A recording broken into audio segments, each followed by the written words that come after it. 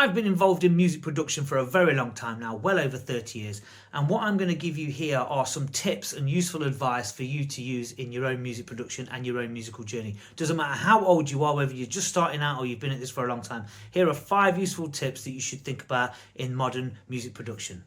Number 1 is do not limit your styles in production. Don't be afraid to try different things, okay?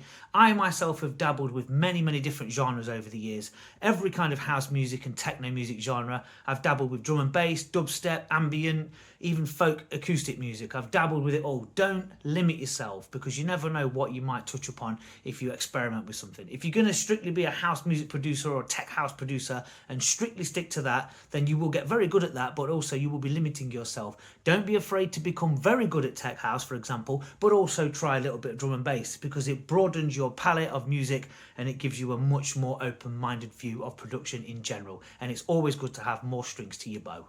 Number 2, do not listen to anybody's advice that you wouldn't buy anything from. So for example, if somebody says to you that your music's not good enough and it's not right here, it doesn't sound good like that, and they're not a mix engineer, then don't listen to them.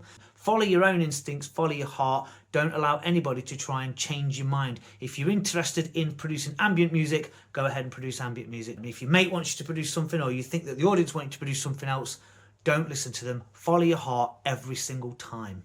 Number 3, do not follow trends. No matter what it is, don't follow them because those trends were created months and months ago. And if you jump on that bandwagon now, by the time you've got your music out and you've got involved with it, the trend's probably passed. Never follow trends because at the end of the day, all musical styles is trendy and is current. It doesn't matter if you make trance, if you make house. Everything is constantly popular, right? It just has its audience. Some things are just more commercial than others at one time. So don't follow trends, don't get involved in it, don't jump on a bandwagon, stick to your guns. Don't follow trends because you think it's going to make you popular, because you might make something that's trendy and popular and then you've got to follow it up with something and you haven't got it because you follow the trend and not your musical heart. Number 4, don't pay to play. If some kind of musical management or some sort of record label is asking you for money to put your music out on their label to get it onto some sort of platform, don't give them a single penny, okay? Obviously, if you pay for your music to go on Spotify through DistroKid and things like that, that's different because that will get you on there. But a couple of years ago, some guy wanted to sign one of my tracks and he asked me for £100 just to put it onto some nonsense platform. And I'm like, mate, I've been in this game a long time. I don't need to pay you any money when I can put it out myself. So if anyone asks you for money to put it onto some sort of playlist or this or that, don't buy into it. Put your music out yourself on YouTube and on SoundCloud, etc. Don't pay to play for anything unless you're having to pay for distribution.